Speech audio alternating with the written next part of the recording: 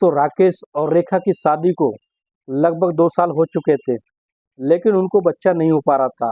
इसलिए उनको घर वाले ताना देने लगे थे, मोहल्ले पड़ोस के लोग ताना देने लगे थे।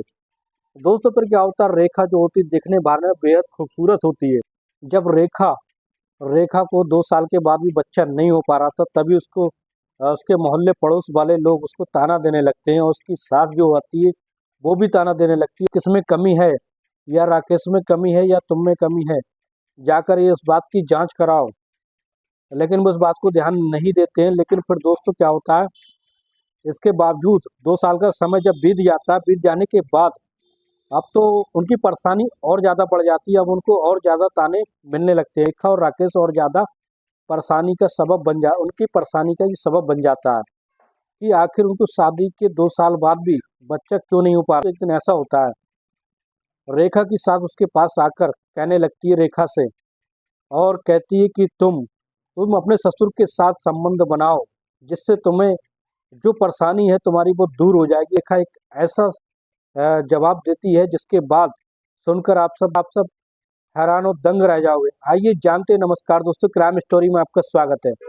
मैं अफसर सिद्दीकी। अगर आपने हमारे चैनल को सब्सक्राइब नहीं किया तो सब्सक्राइब जरूर कर लें, ताकि हमारा मोटिवेशन बना रहे। दोस्तों, ये सच्ची घटना हम आपको बताने जा रहे हैं। बिहार के छपरा जिले के एक छोटे से गांव की घटना, जहां 3 लोगों का परिवार रहता, तो जिसमें पति पत्नी और उनका बेटा, जिसका नाम राकेश होता है। राकेश की उम्र लगभग 22 साल की होती है। दिखने बाहर में बेहद हट्टा कट्टा और स्मार्ट होता है। दोस्तों, फिर क्या होता है, वो दिल्ली में रहकर एक अच्छी सी कंपनी में जॉब कर रहा होता है। इसकी अच्छी खासी तनख्वाह होती है, अच्छा कमाता है, और लगभग 5 से 6 महीने में अपने घर पर जाता है। दोस्तों, फिर इस तरीके से उसकी ज़िंदगी कट रही होती है। लेकिन फिर क्या होता है, उसके माता पिता जो होते हैं उसकी शादी के बारे में सोचने लगते हैं। दोस्तों, जैसे उसकी शादी के बारे में सोचने लगते हैं, फिर अपने बेटे राकेश से पूछते हैं कि बेटे, तुम अब शादी कर लो, तुम्हारी उम्र भी हो चुकी है और तुम अपनी ज़िंदगी में सेटल हो जाओ। तो राकेश भी कहता है कि हाँ, तुम मेरे लिए एक अच्छी सी लड़की ढूंढ लो, जल्द उससे शादी कर सकूँ और अपनी ज़िंदगी में सेटल होना चाहता हूँ। इस तरीके से उसके माता पिता जो होते हैं उसके लिए लड़की ढूंढने लगते हैं।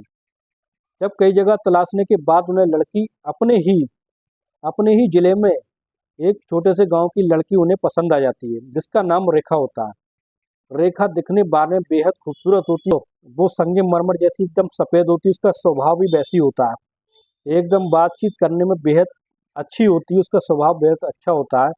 इस तरीके से तुरंत ही उसके राकेश के माता पिता ये तुरंत हाँ कर देते हैं। फिर उसके बाद उन दोनों की मुलाकात कराई जाती है।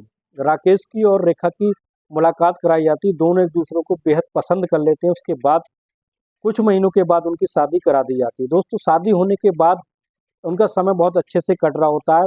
उनकी सुहागरात होती है। सुहागरात में वो अच्छे से एक दूसरे के साथ संबंध बनाते हैं, जिससे उनकी ज़िंदगी बेहतर तरीके से कट रही होती है। फिर क्या होता है, जैसे जैसे समय बीतता जाता है, फिर जो होता है अब अपनी कंपनी में जॉब करने के लिए दिल्ली चला जाता है।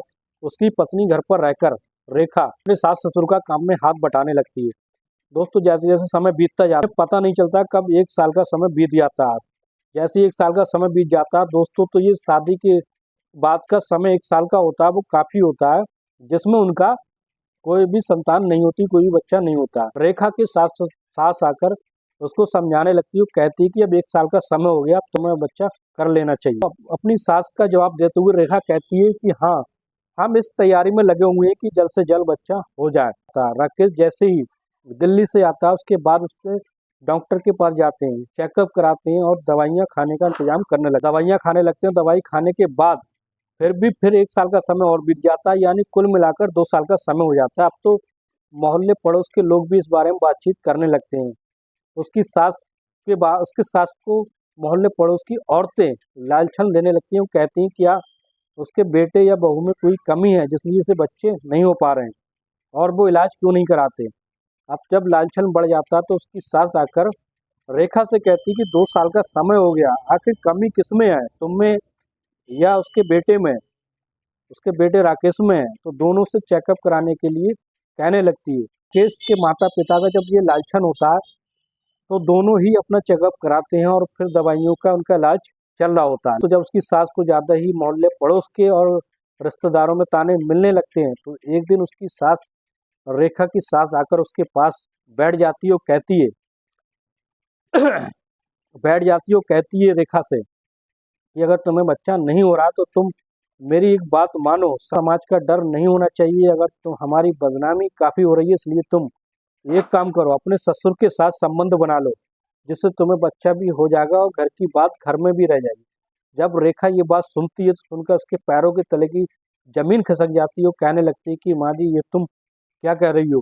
रेखा कहती है कि उसके पति राकेश क्या सोचेगा इस बारे में, और तुम्हें ये कहते हुए शर्म नहीं आती। तो उसकी सास कहने लगती है कि मैं तुम्हारे पति यानी अपने बेटे राकेश से भी बात कर लूंगी, और मैंने अपने पति से भी इस बारे में बात कर ली है, अगर तुम चाहो तो जल्द से जल्द ऐसा हो सकता है। रेखा के पहले तो होश खराब हो जाते हैं, फिर वो अपने पति से इससे फोन करके इस बारे में बातचीत करने लगती है और कहती है कि तुम्हारी माँ ऐसा ऐसा मुझसे कह रही है, अपने पति से यानी तुम्हारे बाप से संबंध बनाने के बारे में कह रही है, या ये सब संभव। केस भी इस बारे में पहले तो सोचता है, सोचने के बाद कहता है कि जो माँ अगर कह रही है ये बात उसकी, अगर उसकी माँ अगर ये सब कह रही है तो कुछ सोच समझ के ही कह रही है, इसलिए तुम जैसा वो कह रही है तुम वैसा कर लो, समाज की चिंता मत करो, ये घर की बात घर में ही रहेगी। इस तरीके से दोस्तों फिर क्या होता है, उसका ससुर जो होता है वो उसके साथ संबंध बनाता है, संबंध इस तरीके से बनाता है, लगभग 3 से 4 बार उसके साथ संबंध बनाता है।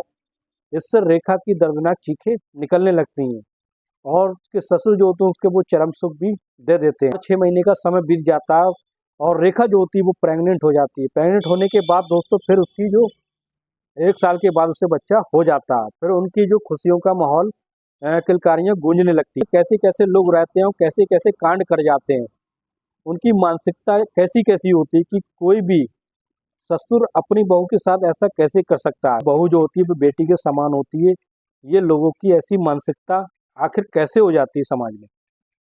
दोस्तों कैसी लगी ये सच्ची कहानी कमेंट बॉक्स में जरूर बताएं। कहानी को सुनाने का मकसद किसी की भावनाओं को ठेस पहुंचाना नहीं, बल्कि सच्ची घटनाओं को आपके सामने लाना होता है।